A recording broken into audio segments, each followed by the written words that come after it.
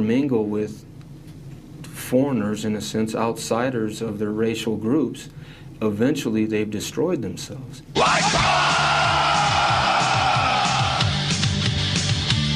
They call me Nazi, and I'm proud and proud to call me racist, and I shout it out. As we delved into the case, we found out fairly quickly that Troy Kell had very strong beliefs as a white supremacist. The white supremacist group, or gang, if you want to call them that, is significant, and probably the most significant single group or gang we've got in our prison. Prison has a tendency to, force an individual, someone who's impressionable as I was, young, to identify with a group and or a certain ideology, and I found that in the white separatist movement, and I felt like I belonged. I felt like I climbed a mountain, reached, got to the top, planted the flag, and I was home.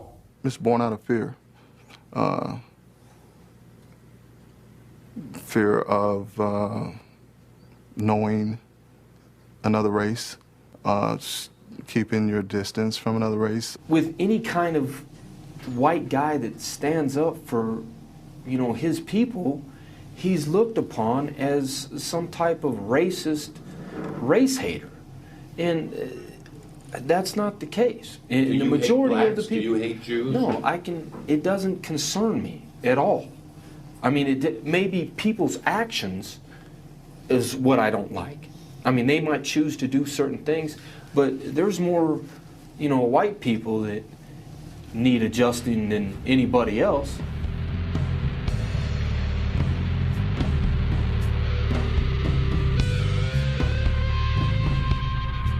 In preparation for the case, and primarily the sentencing portion of the case, I went out to Nevada, where, of course, Troy was housed as an inmate for years.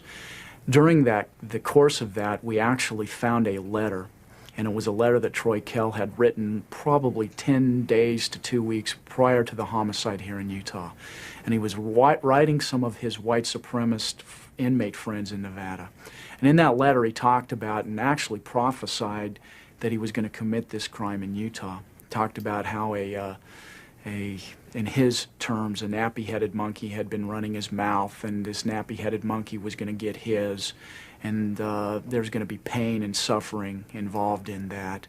It was a power trip to begin with, but it had racial overtones to it. The race issue was used to justify the power trips, controlling the action, wanting to control the TV, the ice bucket, where this person lived with who, things like that happen in prison. It becomes racial only as a secondary consequence. It starts off from greed and profit and control, like anything else. I had a confrontation with him verbally that derived from two other people's fight. That kind of, flowed over to me getting involved with him. And it was kind of agreed between me and him that we were going to take care of it. That any chance that either one of us got, that we were going to deal with the situation.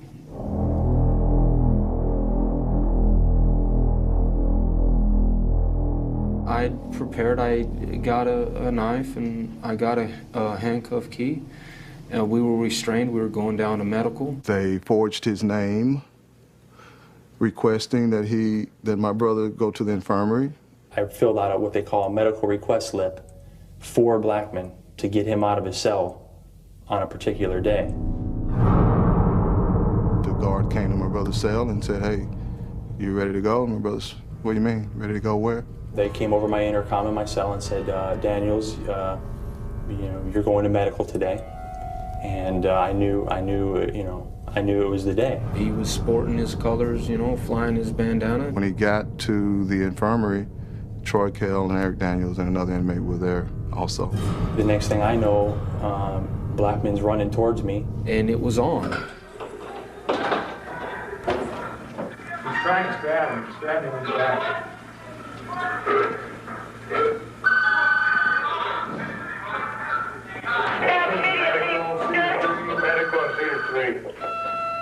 I knew that it was it was a strong hit because of the color of the blood, and it's dark, and that's a sign that where you got an artery or a vein or something like that.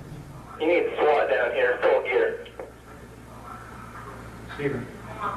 Hey, officer, go ahead, come back again. Steven. This Johnny. Yeah. 1 and 2. Yeah. SWAT, full gear in Cedar 3 now. Section 3 here.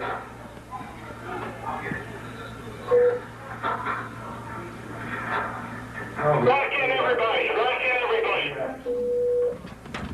Rack in, rack in, rack in. Why did you stab him so many times? All I can explain really is that he kept moving.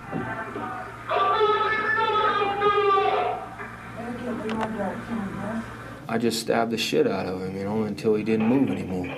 And I ended up stabbing the man to death. The shank went into 10.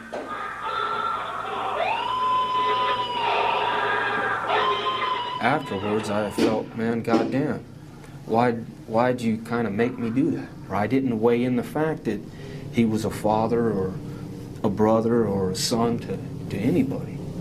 You know, I didn't see him as a human person. The prison guards saw this happening. There were civilians there. The guard ushers them out. They then go and get into full riot gear. My brother's still being stabbed. We need medical help in Cedar. We need medical help immediately in Cedar. What?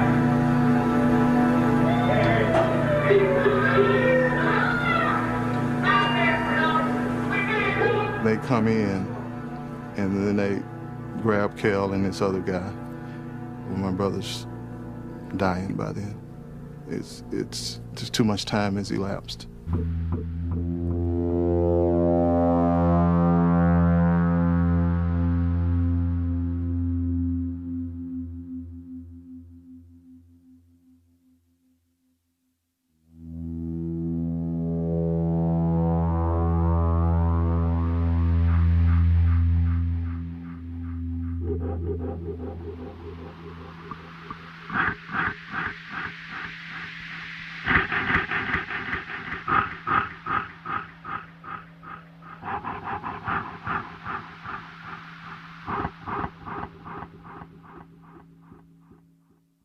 I will tell you that I've never seen anything like that in my life. I got more and more horrified the more I watched it, as I had to watch it over and over again to prepare for the case. Actually, to the point where we had to count the number of stab wounds. After watching the videotape, initially, several nights I had problems sleeping. From a prosecutor's standpoint, to have a videotape of the crime is kind of unheard of.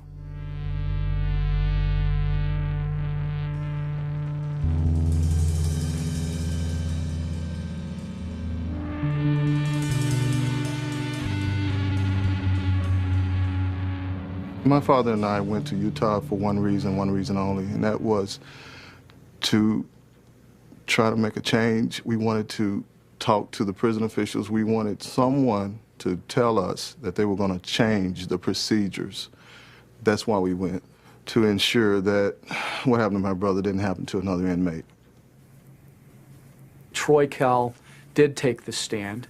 He was very articulate, very intelligent, and was able to bring up emotion, which at the time appeared to be genuine. And in fact, he addressed the victim's family, who happened to be in the audience from Arkansas. From the witness stand, he asked if, after he finished testifying, if he could talk to me and my dad one-on-one and sit down. And he said, sit down as men and talk. Told them how sorry he was that he had killed their son, their brother, and he actually was crying at the time, which I've got to say, as a prosecutor, it was one of the more remarkable events I had seen from a defendant testifying on the stand. There were, like, I think 8 women on the jury and 4 men, and I kind of looked over it when he was testifying, and some of the women were crying. Fortunately for us, before Troy Kell had taken the stand to testify, he had told 2 of the guards that were transporting him to and from the courtroom, "Watch this, I'm going to win an Academy Award." In other words, he was going to get on the witness stand and just lie. Yeah, I was fighting for my life. I did what I had to do to try to save my life. But I didn't, the emotional part of it was genuine to his family. Because the way I live my life, eventually somebody, if the state doesn't kill me, eventually someone will get me, you know, because of the way I live my life. It's just a part of it. And my family accepts that, and I accept that. But the thing is I would want somebody to show my father the respect that that I think he's got coming. You know, that's all I can really say about that. So, if I understand you right, you're saying that you meant what you said to that father. That wasn't an act. That wasn't fake. No, I meant what I said to him. I mean, they want to downplay it because they're fighting to win the case. I put the guards back on the stand, and the guards ended up testifying as to this conversation they had had with Troy Kell about winning an Academy Award.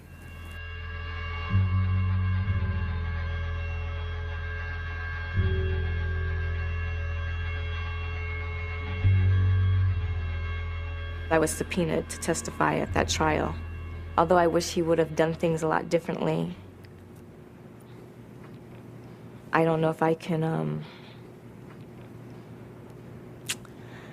I can't pass judgment upon him for the things he's done. I don't agree with the things he's done. I don't like the things he has done.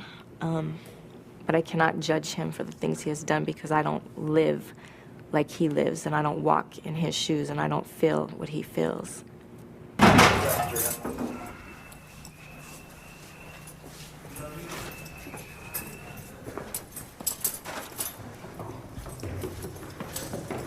If society has once sentenced him, convicted him to life without possibility of parole for a murder, and he's chosen then in a very brutal fashion to take another life while incarcerated, what other option is available?